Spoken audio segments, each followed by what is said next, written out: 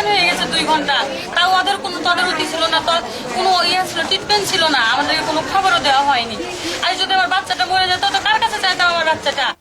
ইদানিং বিভিন্ন মাদ্রাসাগুলোতে বেড়ে গেছে ছাত্র নির্যাতনের মাত্রা, যা আজকাল প্রায়ই সোশ্যাল মিডিয়া বা খবরে আসে।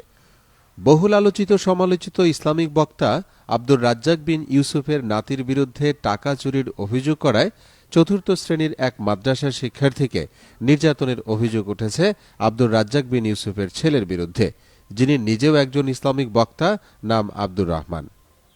নির্যাতিত ওই শিক্ষার্থীর নাম রামিম ইসলাম রিফাত, বয়স 12, হাফিজি পড়ছেন রাজশাহী পবার আল জামিয়া আল সালাফিয়া মাদ্রাসায়। রামিমের বাবা মা জানান, 16 মার্চ মাদ্রাসার 2 শিক্ষার্থীর টাকা হারালে রামিম 2 ছাত্রের বিরুদ্ধে টাকা চুরির অভিযোগ দেয়, আর তাতেই ক্ষিপ্ত হয়ে পাইপ দিয়ে অমানবিকভাবে রামিমকে পেটায় আব্দুর রহমান।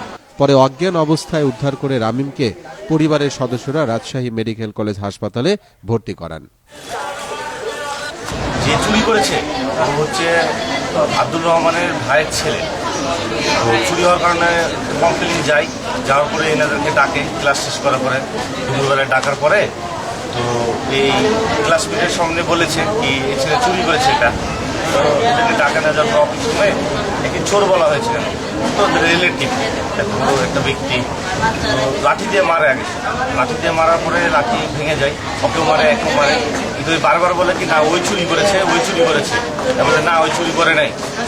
আব্দুর রহমান স্যার বলে কি না উনি চুরি করে নাই। তখন ওইখানে পাইপ ছিল, পাইপ দিয়ে ওকে এলে পাথর দিয়ে মারে। মারার পরে সাথে সাথে বমি করে ওখানে 2 থেকে 3 ঘন্টা অজ্ঞান হয়ে পড়েছিল ওখানে। করতে পারতেছিলাম ওখানে, কিন্তু এই রাজ্জাক বিন ইউসুফের মেজো ছেলে আব্দুর রহমান যেভাবে আমার বাচ্চাকে ঘর বন্ধ করে মেরেছে, এটার আমি বিচার চাই। ঘটনার পর রামিমের বাবা মামলা করতে চাইলে আব্দুর রাজ্জাক বিন ইউসুফ বলেন, মামলা করলে তার ছেলে ধ্বংস হয়ে যাবে। পরে মামলা করলেও বর্তমানে ওই ছাত্রের পরিবারকে মামলা তুলে নেয়ার জন্যও হুমকি দেয়া হচ্ছে।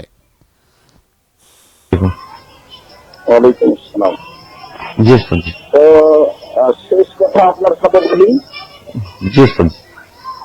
তো ছেলের ধ্বংস কামনা করিয়েন না।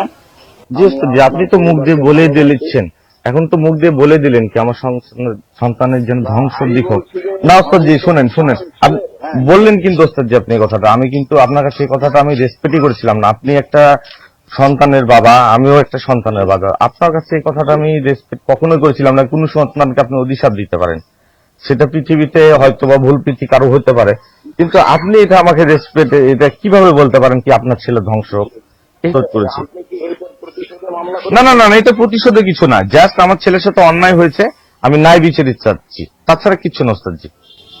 আচ্ছা, তো এখন ন্যায় বিচার কোথায় নেবেন? জি ওস্তাদজি, আমার কথাটা কেউ বুঝতে পারছে না। আমি তো আর এত কথা আপনার সাথে বলে আর হিসাব করতে পারলাম না। ঠিক আছে, আল্লাহ আপনার ছেলেকে ধ্বংস মডেল করে যাতে হারিয়ে যায়, আল্লাহ এর ব্যবস্থা করে দিবে, আপনি মামলা চালান। আসসালামু আলাইকুম। ওয়ালাইকুম আসসালাম। এদিকে মাদ্রাসার প্রশাসনিক কর্মকর্তা জানান, শুধু রামিম নয়, ওই দিন আব্দুর রহমান আরও 7 ছাত্রকে পেটায়।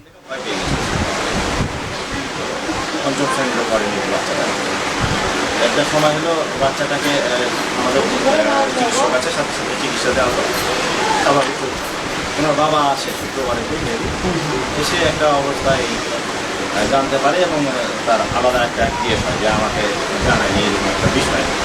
আমরা ভেবেছিলাম সিম্পল, কারণ তার সাথে আরো 7টা বাচ্চা আছে, তাদেরকে মারা হয়েছে, এই জিনিসগুলো আমরা অত ডিপ।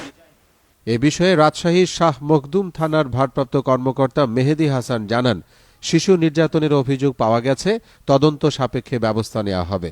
আচ্ছা, ওই যে শিশু নির্যাতন সংক্রান্ত একটা অভিযোগ আমরা পেয়েছি, এটা যাচাই বাছাই করা হচ্ছে, মামলা রেকর্ডের প্রক্রিয়া চলমান, তদন্ত সাপেক্ষে ব্যবস্থা নেওয়া হবে। মোহাম্মদ আলিউল্লাহ, মোহনা টেলিভিশন।